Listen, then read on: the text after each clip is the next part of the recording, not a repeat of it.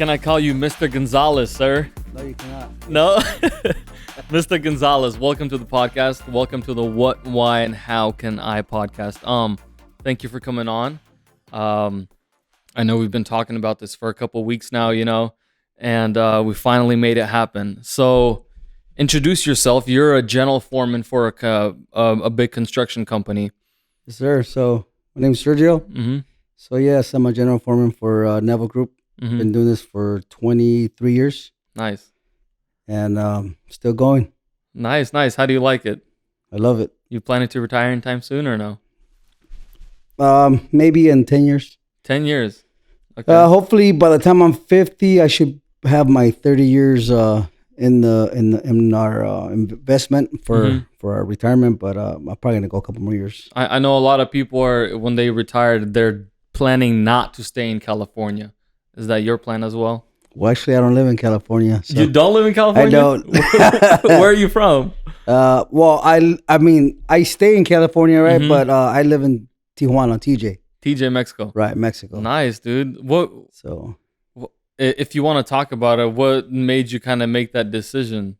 Well, or just life happened? It's kind of weird. I mean, I grew up in Orange County, Buena Park. And so I started, I took about a year off from work and I started going to TJ a lot. So I used to go out there and gamble in the casino. So I met my wife. Okay. My second wife. Yeah. So I met her out there. She used to be the one that pays you off. Once you win, you go and turn the ticket in. She gives you your money, right? So I met her and I started talking to her. Next thing you know, we started dating. And that's how I ended up in TJ. So now you're there. That's awesome. How did you, if you want to talk about your story, how did you come up to construction? What was your story to becoming a general foreman? Well, to start off, you don't think about general foreman, right? Right. So, I was working with my dad. It's a company called Boeing. They do parts for airplanes. So I was there with them I was doing there just in the summer. So I was 17 years old. And then my first wife, she got pregnant. So I had to get a real job. So my buddy, he used to do, we used to do houses. So I used to go help him out. And then he became union. So he started with a company named Sharp. And then he got me in there. And that's how I started, right? In construction. Yeah. It was a little different. Yeah. Right? You go from working for this company that just kind of like a warehouse, right? Making little parts. Now you're doing these, you go into this construction, you're like, God damn, this is weird. You know what I mean? Yeah. It's scary seeing these big jobs. So I started, back then it was a pre-apprentice. There was no such thing as stalker scrappers like we have now, right? So the whole reason behind stalker scrappers before was pre-apprentice. So you start as a pre-apprentice, they get you all set up with the union, they get you going, and a lot of these kids were not making it. So it was just kind of a waste of a time for the union and for the companies to invest all this, and then they were not making it. Gotcha. So they started doing this program with the stalker scrapper. So, excuse me.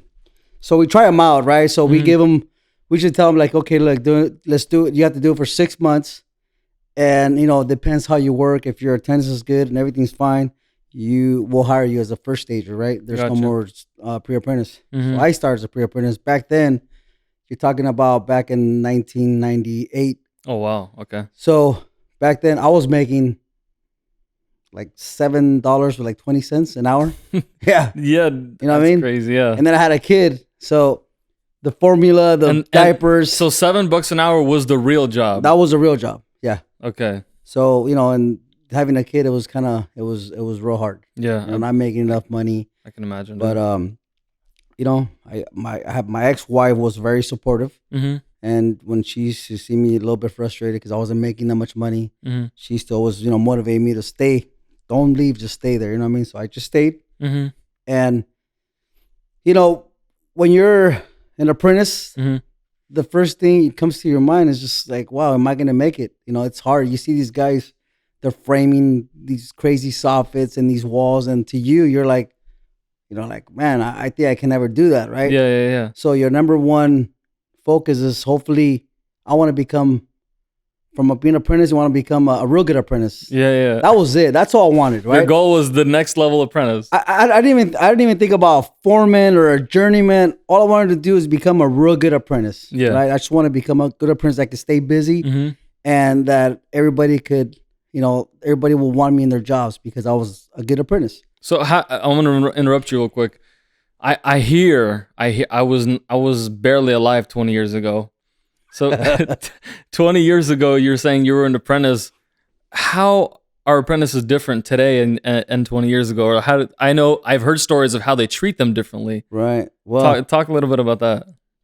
Dude, I smile because it's a lot different now. The apprentices these days are a little bit more. It's the new generation, I guess, right? They're. What would you tell them if your kid was an apprentice? What would you tell them? Like, it's just honestly, it's not really their fault. I guess it's basically just the way they were brought up. Because these days, kids, their parents feel like by just giving them everything they could give them, they try to over give them stuff, and they try to be nice, right? And what they do is they mess up these kids because these kids are all the kids are.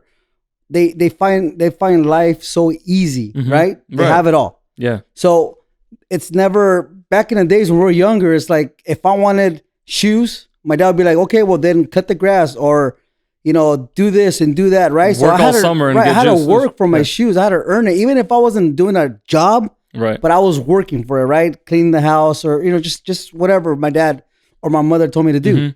So I worked for it. So it was like, wow, okay, I earned my shoes. I was able to buy them with my effort, right? So yeah. Kids now these days, they get whatever they want.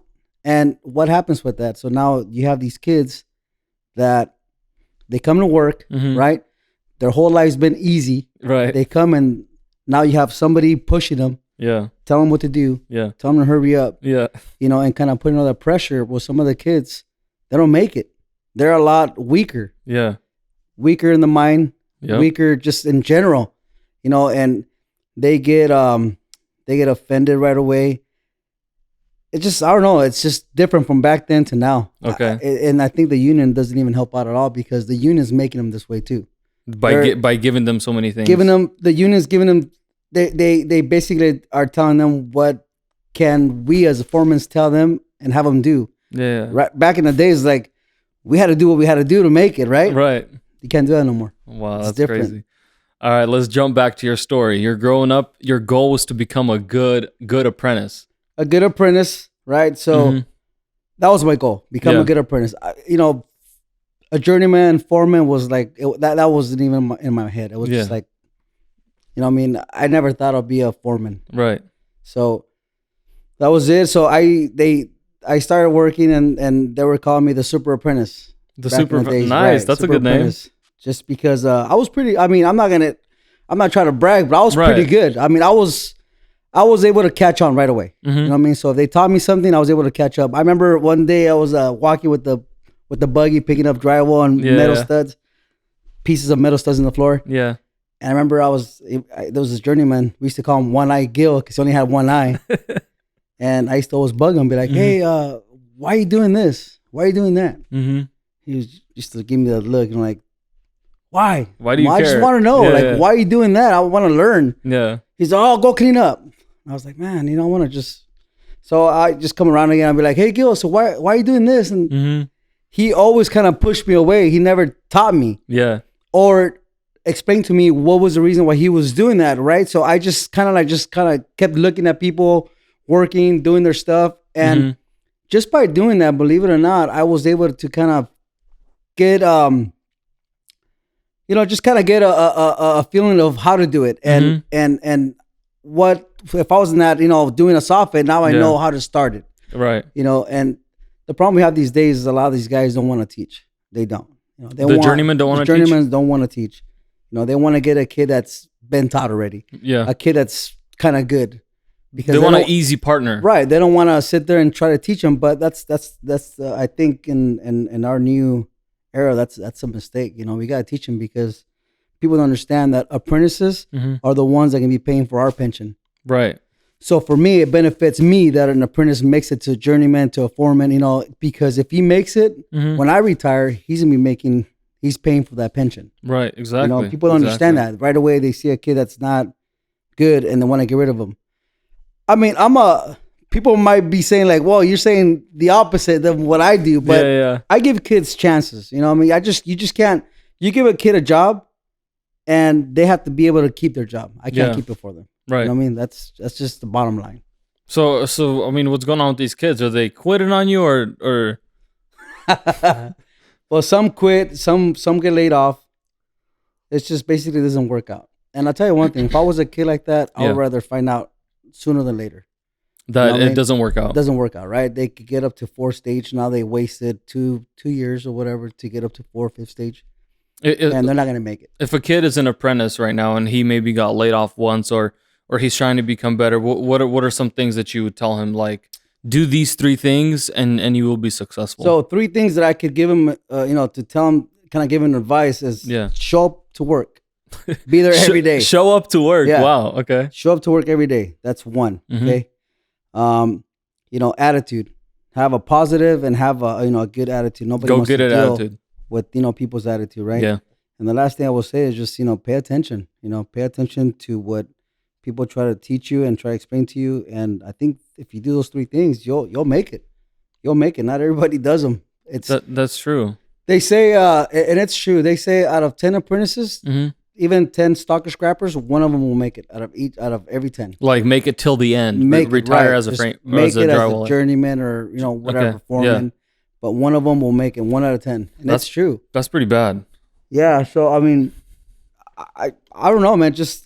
I just think that kids need to be a little more disciplined. It starts at home. Yeah. We can't really blame all the time the kids. Blame their parents, just the way they're raising them, right?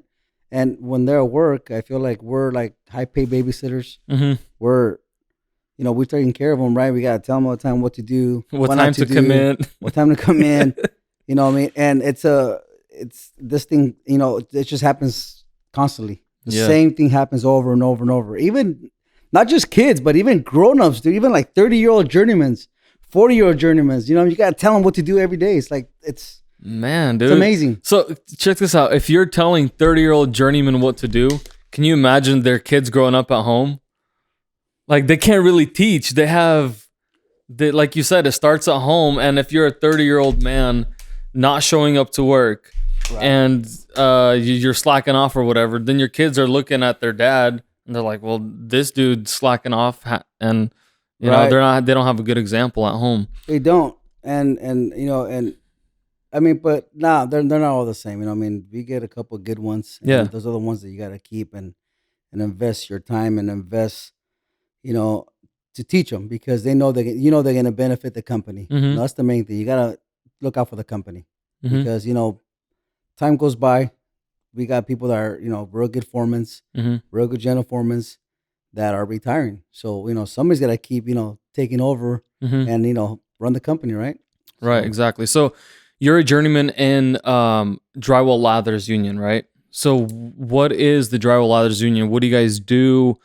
What is maybe your company does something other than just drywall and lathering? Well, honestly, out here in NorCal, I'm only out here for to do this project, right? Right. So NorCal, you have to be a lather framer, right? Yeah, it's like a drywall lather. Right. It's like framing and lathering. Right, but back in San Diego or in LA, we're just considered drywallers. Okay. Carpenters, that's it. Carpenter drywall. Right. There's no such thing as lathers. But it's what we do is basically we frame the whole job, right? We frame it, we hang it, we do, exterior, all the sheeting, we do plaster. We don't do plaster because that's not our that's not what we do, but we make sure that everything's ready for them, right? Prep it for them to do their plaster. Obviously, we got to put our dense glass in the exterior. So the company you work for does plaster? Yes, actually, the company I used to work for before, they didn't do no exterior at all. It was all just interior, TI, and this company, NGI Neville Group, we do it all, man. We do plaster, framing, T-bar. There's a lot of stuff that I'm like, wow, we do this too. All right. You know what I mean? And I learned a lot, believe it or not. when I used to be with the other company, we hardly did an exterior, so I wasn't very familiar with the exterior. Mm-hmm.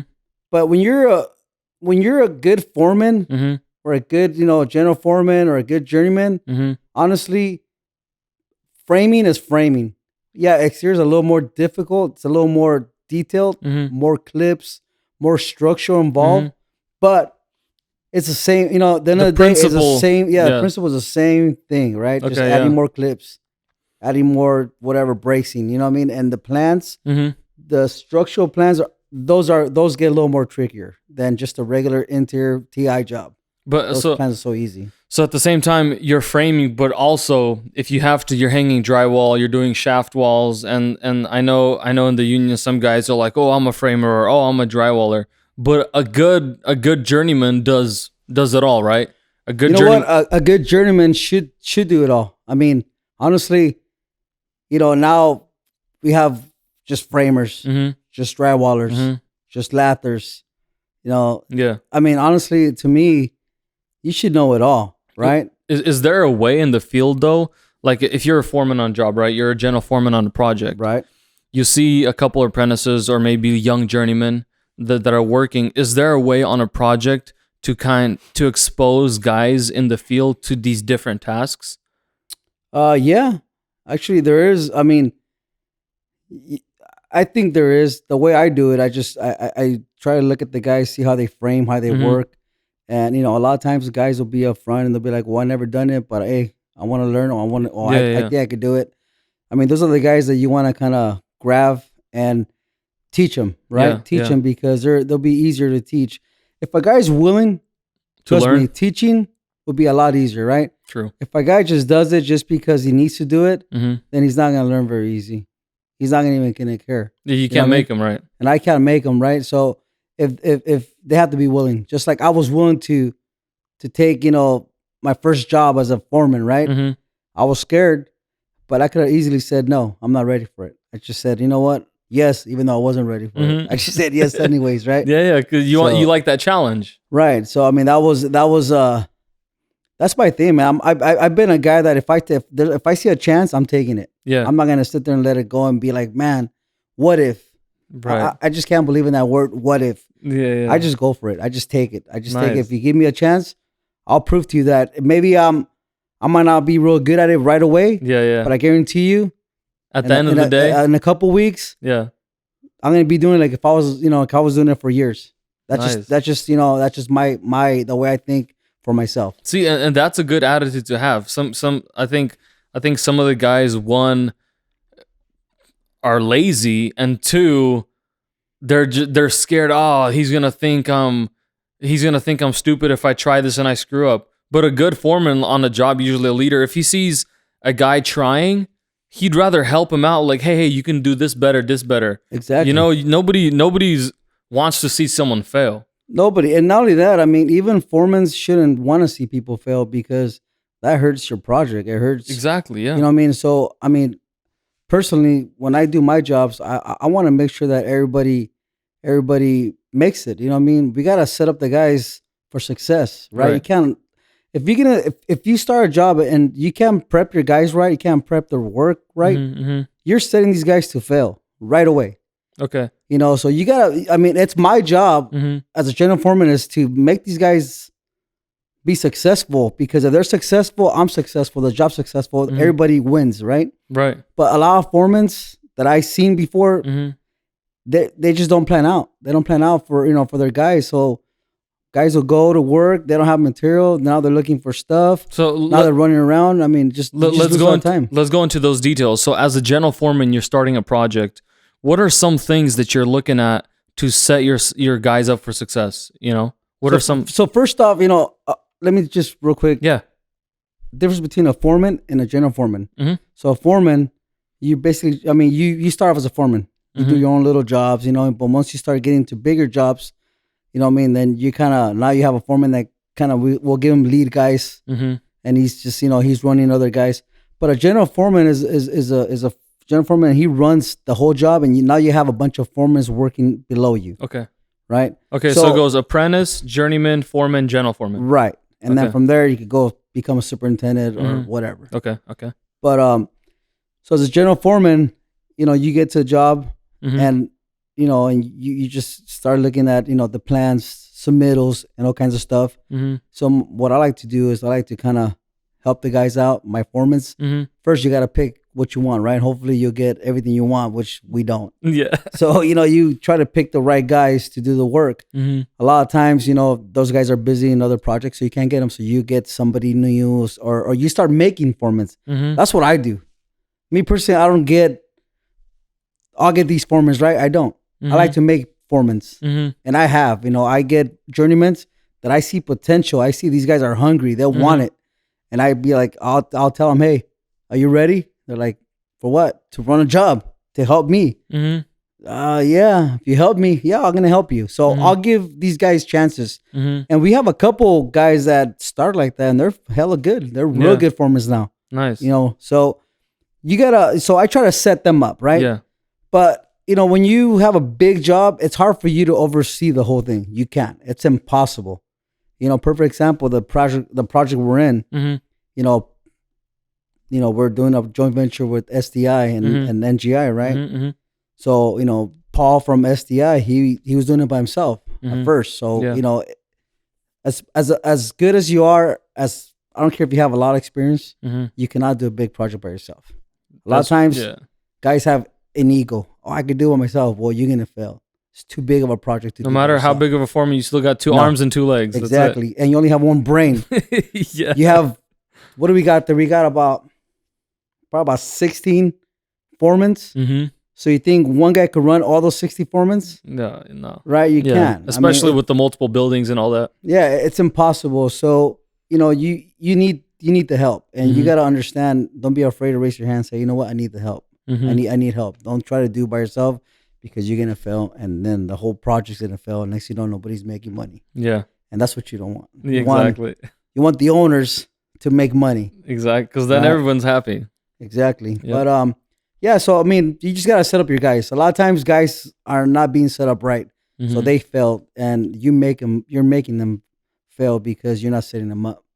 And a good journeyman, a good foreman, a good general foreman, you don't want to do that. You know what I mean? That's our job. So do you talk to your foreman like a coach has a football team and they kind of prep them before the game? Do you like to talk to your foreman, build a relationship with them, or?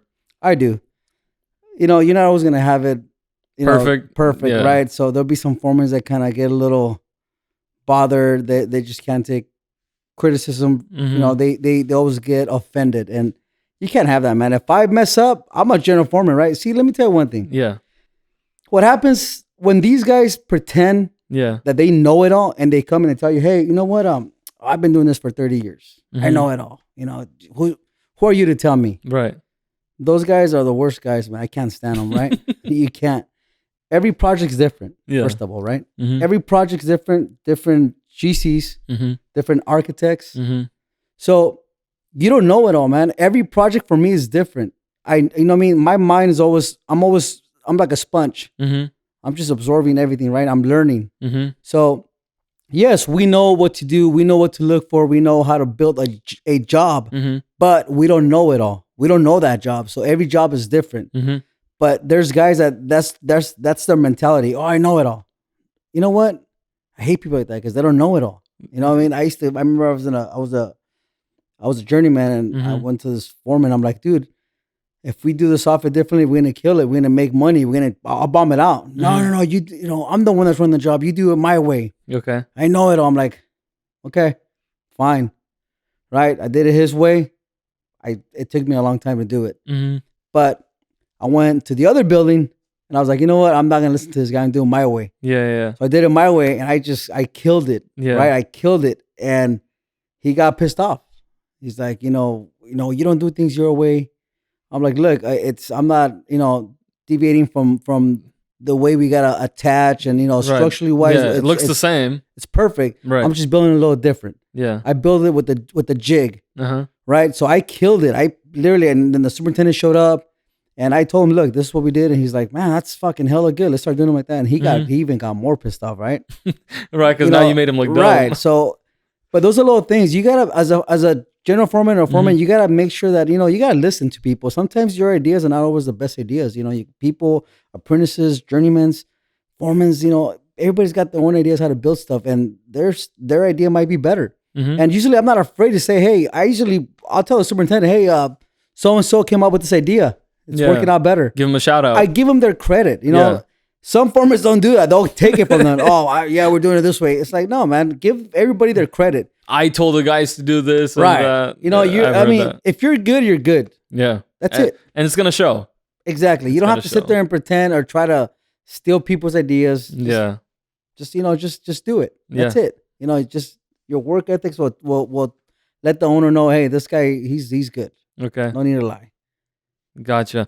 Okay, so we talked a little bit about about kind of how you got into the trades. What a general foreman. Let's talk about what a general, like your day, your schedule. What does that kind of consist of? So our schedule is it's very busy, right? Even though some people will sit there and say that, oh, we don't do nothing, right? Wow. Yeah, because they see you walking by or something. Right, they don't understand. They say that, but who do they call when they have a problem? Us. Yes. Who do they call when something's not working out? Us. Yeah. They need something. Who do they call? Us, right? So they always feel like we don't do nothing, but it's only certain people that will say those comments. But no, so our schedule is pretty. We're busy the whole day, and honestly, general foreman's your head, your brain is working 24/7.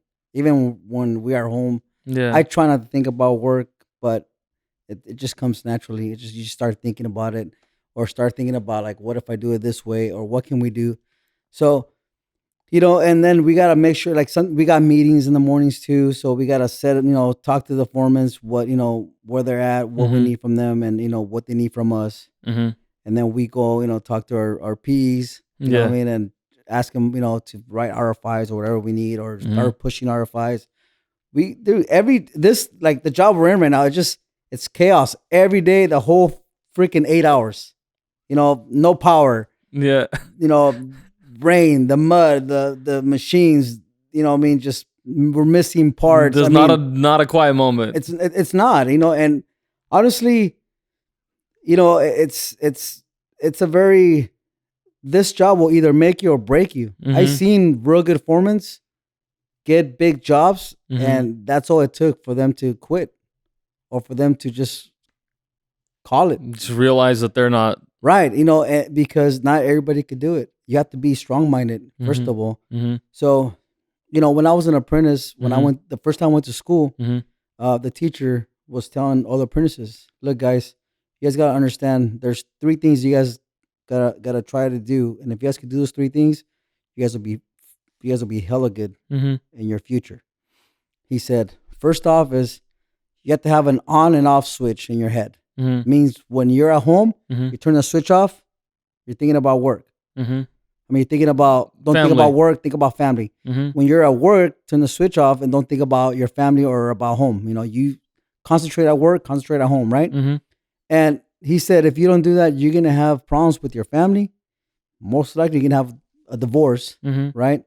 And it's true. Believe it or not, it's true. This job is very stressful, especially when you're running a big project. We got about 100. We got to the point we had 125 to 35 guys. So think about it. 135 guys, you have to deal with each one of them for 8 hours, right? For 8 hours. So it's a constant, my phone rings like crazy. Yeah. If it's not them, it's the general. If it's not the general, it's other trades, right? Yeah. So you deal with everybody. So, if you can't let that stay at work and you bring it home, obviously that's going to take away from your family. And it's not fair for them. It's not fair for work. So I tell guys at work, hey, we all have issues at home. We all have issues at work. Leave your stuff at home. Leave your stuff at work. Yeah. And so, so people say that we don't do nothing. We do a lot, and basically whatever they say doesn't matter to me because I know what I'm doing. You know what I mean? Our owner, Bruce, he would not have me in this position if he knew I was not good. Yeah. First of all, he's Definitely. he's he's very, very besides he's a real good person. Yeah. Okay. He gives you a hard time because he wants you to become a really good general foreman, Mm-hmm. and then he wants to make money, obviously, right? Yeah. Think about this. We're in charge of $1 million projects. Mm-hmm. This project is about, I think, like 30 million, just in framing and drive. Just in framing, because there's no Mm-hmm. drive involved. Another 30 million just in EVAs. So you got so much money in your hands. That's in our hands, right? So my job. So think about it. You don't think I have that much pressure? And these guys say I don't do nothing. There's $30 million that you have in your hands that you got to sit there and try to make this, try to finish this job and still make budget. Yeah. You know what I mean? So there's a lot of responsibility. You can't go out and buy a bunch of TVs. You cannot. Exactly. You know what I mean? So it's stressful, but it's worth it. At the end of the day, it's worth it, because this is what I love to do. So I was just gonna ask you, like, the why question. You kind of got put into this business. Why are you sticking? Why did you decide to stick around after becoming an apprentice, a journeyman? Why did you decide to take foreman, general foreman? You know what? What really motivated me is there was this foreman when I was an apprentice. Mm-hmm. When I first started with the other company, and he said, I was busting my ass. Sorry, I was busting, working real hard. Yeah. And he said, you would never be a foreman. He told you that, right? Yeah. And he's white. Yeah. Now, I'm Mexican, so back then it was always like white guys will frame and the Mexicans will hang drywall, and that's the way it was for quite a bit. Mm-hmm. And I was like, why not? Because I'm Mexican. He's like, exactly. I'm like, whatever. Yeah. So that right there motivated me. I was like, you know what? Screw this guy. If he could do it, I could do it. Your haters motivated you. Right. So, I mean, we're all human, right? Right. What makes him special, more special than me? Nothing, right? Exactly. Nothing. So I was like, you know what? If this guy could do it, I could do it. Yep.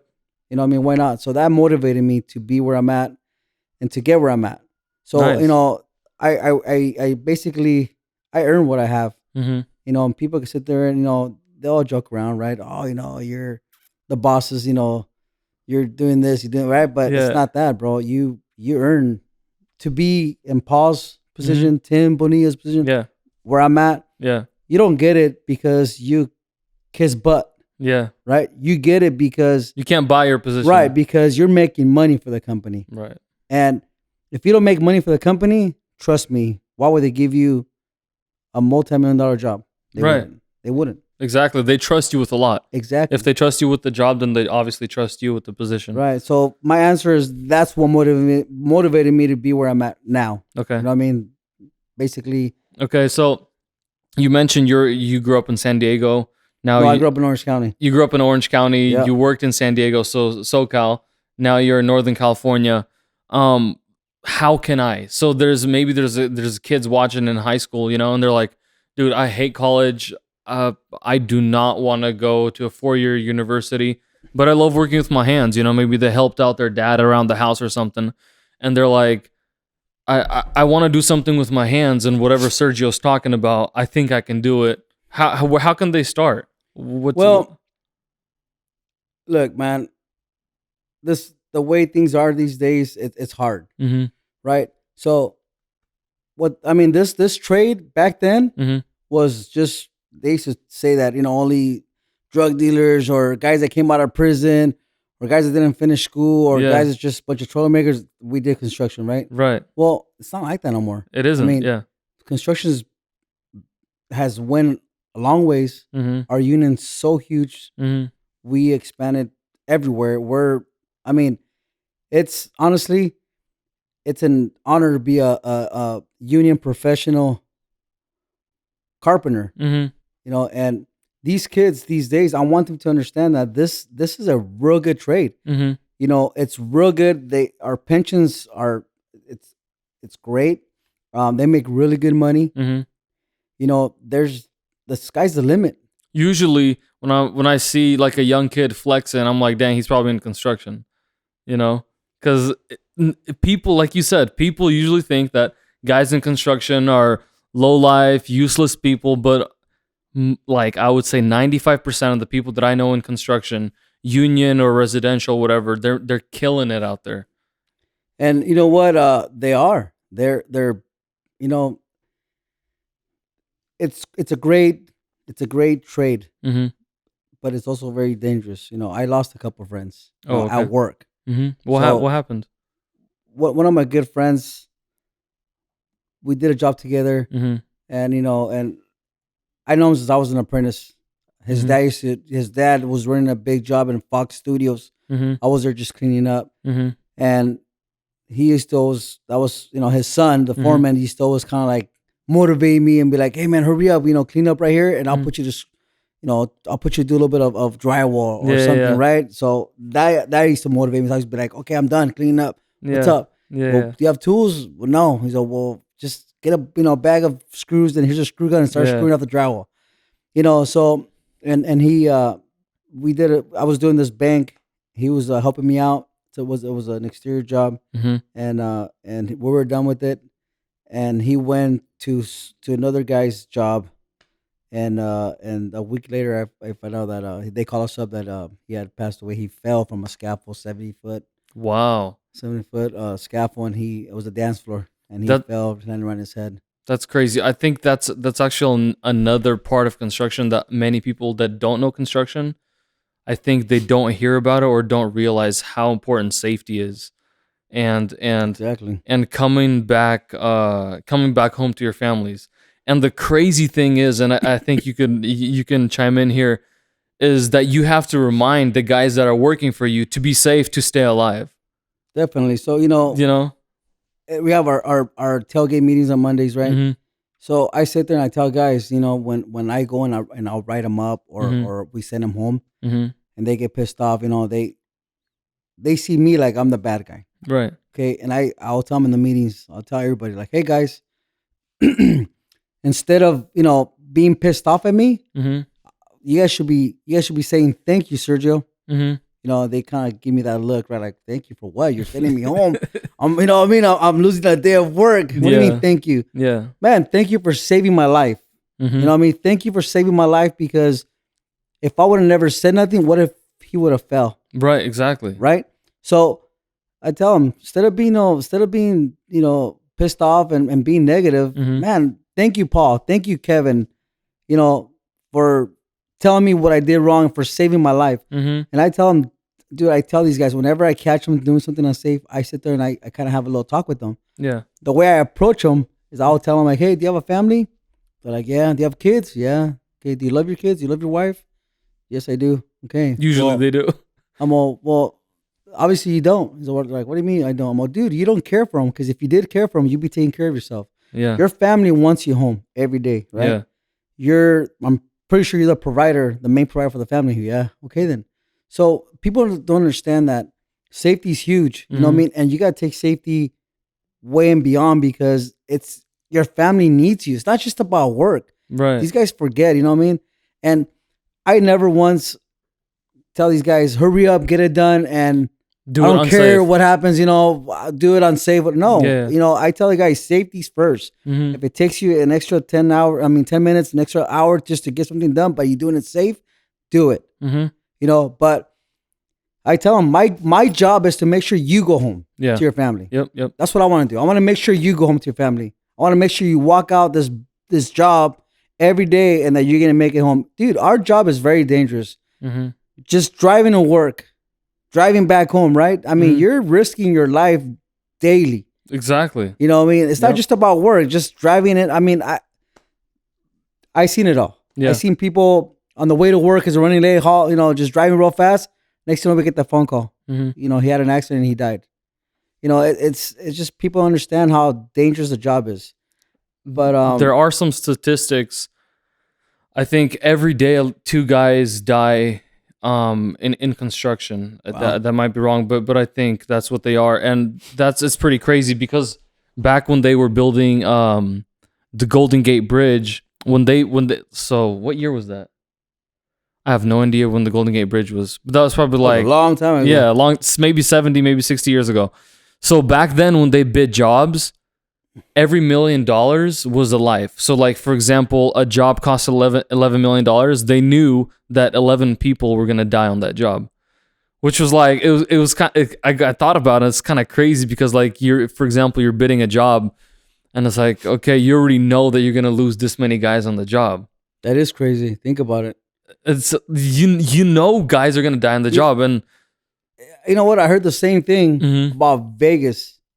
Even now, when they bid a job out there, mm-hmm. they kind of estimate how many people are gonna die, because Vegas is a little bit more lenient. More lenient, and then they have the parties, the party night, right? Everybody go to work, go party, come back. They're not 100%. Yeah. But I still hear that from Vegas. But it's crazy. I mean, think about it. Imagine you can do a project and you know that you're gonna have 11 people that are gonna die. Yeah. On your project, and you don't care. I mean, you still want the project done, right? Yeah, and you're looking at the guys maybe at the tailgate meetings. You're like, dude, which one is next? And nobody knows who's next. That is crazy. That's freaky, dude. And that's something we don't acknowledge in construction. And I know even like our engineer David, his dad was in construction. I think he was on a Bobcat, right? Bobcat. On a Bobcat? Oh, like a big tractor. Rolled over down the side of a mountain, like crippled himself for the rest of his life, And so yes, some people might be like, oh, there's construction guys, they're making a lot of money, but at the same time, they're risking their lives, like you were saying, every day. So I mean, construction guys build beautiful things, they make good money, but at the same time, they risk their lives. Yeah, exactly. And then wives, if they're watching this, yeah. Kids, your sons, your daughters, appreciate your dad, because what they're doing is it's tough. It's dangerous. We come and do construction because we want to have, because first of all, it pays good, right? And we're union. Mm-hmm. So we want to provide good for our friends. We want to live good. Yeah. We want to drive nice cars. We want to have a nice house. Mm-hmm. We want to take our wives out to dinner, right? Mm-hmm. So we're doing a lot. We're risking our lives daily. And a lot of times, like people, like your family members at home, they don't know. Appreciate that. Yeah, they don't appreciate and they don't know. Right. And I really hope like us talking about this today kind of gives people the inside scoop into what it's like being in construction, and like every day it's stressful, and when you come home you kind of want to have just peace sometimes and quiet, like you want to come home and just lay down on the floor and just you do. And honestly, it's tough, man. It's tough, and really, I mean, honestly, people at home, if they're hearing this and they're mm-hmm. watching this, seriously, your dad gets home, your husband gets home, give him a hug, give him a kiss, mm-hmm. because they made it back home. It's very stressful. This is, to me, it's a little emotional because, like my friends, I had, mm-hmm. I had to go to his funeral, and mm-hmm. dude, it was sad to see his family there, his wife, mm-hmm. And knowing that he was not going to come back anymore. It's crazy. It's sad. At the same time, a lot of times people get home, they got problems with their families. mm-hmm. Their wives are, just over stupid things, right? And they don't understand that their husbands out there, dealing with, maybe, with the bad apprentice, with the bad journeyman, with the bad foreman, mm-hmm. and they're just doing it for them. Yeah. They're doing it for them so they could have a check. Yeah. You know what I mean? So they could fill up their refrigerator, pay the rent, fill up their gas tanks. You know what I mean? And they don't appreciate sometimes. I'm not saying everybody, so don't take that. Don't blow it up. If the shoe fits, put it on. Yeah. But it's just, people need to appreciate their family. They need to appreciate their parents. Mm-hmm. If it's a mom, if it's a dad, because there's women in construction too, right? Just in general, even if it's not construction, just any job. I'm thinking, it's. When I get home, like because I fly back home every 2 weeks, I mm-hmm. go back to San Diego to see my wife from San Diego, and then I drive back to TJ, right? Mm-hmm. And when I get home, it just feels good that my wife hugs me. Gives me that tight hug. Yeah. Right, because she knows. Home. You know what I mean? She knows that. She even tells me, I know you're risking your life daily, every hour. Things could happen any minute, and she knows that. You know what I mean? And I always prepare for her. I tell her, look, this is where I'm at. Mm-hmm. You never know if this ever happens to me, and guys out there, doing this trade, construction, you guys need to educate your wives on what to do in case if you ever had an accident and you end up dying at the job site. Mm-hmm. You gotta, it sucks to talk about it, but at the same time we have to, because there's been a lot of women that they don't know what to do. their husbands die and they're like trying to figure out how they're gonna bury them. Well, check it out. And I'm not sure about NorCal, but I know that down south, our union, if you pass away, they'll give you $20,000 to bury your family member, right? Yeah. So they help you out with the burial, and then they, if you have your pension and stuff like that. So educate your family. That way, if something ever does happen, they know what to do. They know which route to take. They don't get lost. Yeah. Because think about it, it's tough for them to have your family. First of all, your family dies, so that's tough. Just in that, right? And then now you have to worry about money, right? Worry about what to do next. Yep. So, let them know what to do. But man, it's a tough trade, and yes, we make good money, but goddamn, man, every penny, every cent we earn, it's well earned. People could sit there and say, sometimes people talk about me that I'm a bad foreman. I'm really not, but I'm a foreman. I take care of my guys, you know what I mean? And the guys that work, they don't mind working for me because I leave them alone because they know that they don't need me to push them. This trade it's this trade and this job that we're in right now, it's a fast-paced job. So meaning that we have, this job has to go quick. We only have 54 days to build a 4-story building, right? And it's a big building. I mean, you've seen it. Yeah. And people understand that we have all the pressure. We got our bosses. We got the generals, right? We got everybody just schedule where we're at, schedules, where we're at. Hurry up. We're behind here. I mean, we got pressure. So if I see a guy that's making freaking a lot of money, right? And he's just slacking it, of course I'm going to say something. And I feel like there's nothing wrong with that. Yeah. Don't get offended, you know what I mean? But hey, as a matter of fact, damn, you know what? I'll pick it up. Yeah. You know what I mean? Instead of just being, all negative. And before talking back, maybe just check yourself. Maybe I can improve, right? Right. Maybe I can improve. But, a lot of times I get it. Some people do get tired. Maybe they had a bad night. Who knows, right?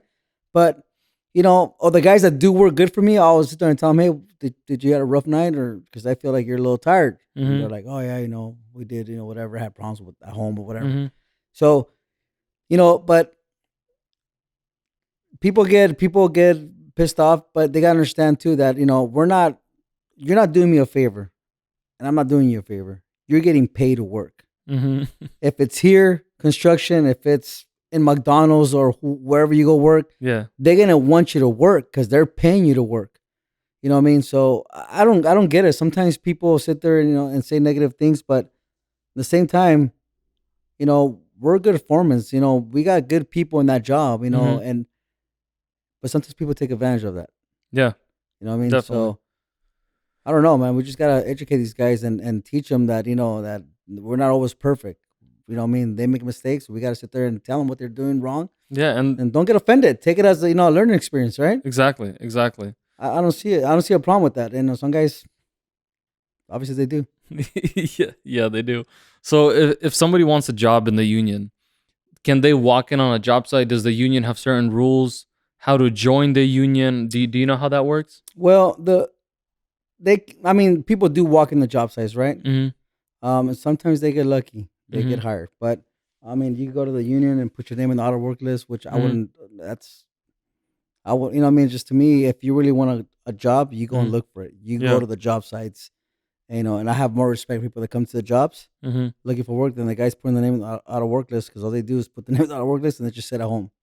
But if somebody new out there that wants to start in the union, there's a lot of projects going on right now everywhere. Yeah. The Bay Area, you got huge projects going on. Sacramento, all you gotta do is walk to the job or just, go online and, it'll tell you what to do. But basically they have to go to the union. If they're brand new guys that wants to start, they have to get a company that sponsors them, right? So, but it's hard to get sponsored when you don't know where to go. You don't know what company, right? So if I was with them, I'll go online and, there's Raymond, there's our company, NGI, Neville Group, there's Martin Brothers, there's Sharpentiers, STI, PCI, Swinnerton. I will go online and try to get that info and maybe just see the companies in your area, right? And then talk to them and see if they're willing to sponsor a brand new stalker scrapper. Yeah, you know what I mean? That's the way to go, I think. And then go from there. But really think about it before you want to join, because it is tough. Yeah, it's not easy. The time, right? The times are different from each project. Some projects start at 6 a.m., some 7 a.m., some companies do night shift. Yeah. So you can't really pick and choose. You can't, and that's the thing about this trade is that we do things. It doesn't matter what time it is, right? So, back then we used to do a lot of TIs. So the TIs you can start at 4 a.m, which is cool because you get off early, right? But now you have to get up hell of early to go to work. You got to go to sleep early. Right. So that or when you do a lot of exterior jobs, you can't start early because you can't make too much noise, right? So some cities have they have their hours where you can make noise from like 7 to like 5 or whatever it is, right?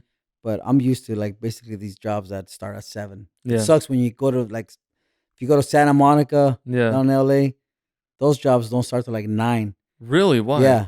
That's just the city. Is that the people like to Santa sleep Monica. till 9 there? Or? Yeah, people have money, so they, they put their own rules. But it sucks because the drive from Orange County to Santa Monica, you still have to get up early. Because if you get up late, then you're gonna get there late. It's too much traffic. So it's either you sleep in your car there or you drive in traffic the whole time. So just one thing too. I mean, you guys gotta understand, it's not just an 8-hour day. Yeah, it's 8 hours at work, and then whatever, an hour to get to work, and then 2 hours to get back home. So now you're talking about like 11 hours. Yeah, that you're out. That you're out of your house and coming back to your house. It's about 11 to 12 hours later. Yep. So this is, this trade's part of tough, the job. Yeah, but it's part of the job, right? They're not gonna hand you a freaking job and be like, okay, make your own schedules. That's not gonna happen. Yeah, that's not gonna happen anywhere. Yeah, only if you're the owner, you can do whatever you want, right? And even then, you have to show up to work. Even then, you're right. But Okay. so I mean, that's the best thing to do. Just look online and just kind of figure out what company you want to work for, or if you have buddies that are doing it, just talk to them. I'm pretty sure they'll lead you in the right direction. Usually, if the buddy sees that you have potential, they get you a job. If they don't get you a job, they're like, I don't know if I want that guy. He's going to make me look bad. So check it out. So me personally, when a guy comes over looking for work, and I ask him, like, you been in the union? Yeah. What are you? What stage? You journeyman? No, I'm a stalker scrapper. To me, that's a red flag. Because if you're a stalker scrapper and they laid you off already, then there's something's wrong. Either you were not going to work, you were, showing up late, or you were just basically just not cutting it. Because for you to get laid off at a stalker scrapper, you have to do something bad. Yeah. And that means you were not doing your job. Because usually companies want to keep stalker scrappers, right? They're cheap labor. Yeah. Why not keep them, right? Yep. But, if they're not being kept, it's for a reason. Yeah. So I kind of I talk to them first and get, to get their story, see what happened. Yeah. And then maybe I give them a shot. Maybe. Yeah. I got you. You know what I mean? Yes, sir. Dude, I want to say thank you so much for coming on. That was a lot of good information, I think, kind of about a little bit about the management side of construction, or the field in construction as a general foreman. And then I think guys watching that want to get into construction or the union kind of can now see the mindset that you have to come in, that you have to get a job, Right. Like you said, it's not easy, it's tough, but you got to get through it. Every day is a grind, and you got to do the grind. So thank you. So thank you for coming on, for sharing your thank you for having me. Sharing all your wisdom, dude. This was a little, crazy. Never done this before, but this is something different. But yeah, I mean, if you want to be a construction worker, just think about, you got to give it your all. This is not an easy trade, but hey, it'll pay off. I mean, it's well worth it. For sure. It's well worth the hustle. Yeah. And I mean, I would just do it. I Awesome. wouldn't even think about it. The more you think about it, the less you're gonna do it. So just get on it. Just start, show some action. Exactly. All right, guys. Thank you for watching. Thank you for listening. If you're listening, like, subscribe, and share this if you found this interesting, or somebody that that can use this information. You can subscribe right here, and at the bottom of the screen we'll have 2 videos, videos that maybe relate to you or new releases. As you can tell, this is Christmas season, so Merry Christmas to you, your families. Happy holidays. That's why I was wearing red. There you go.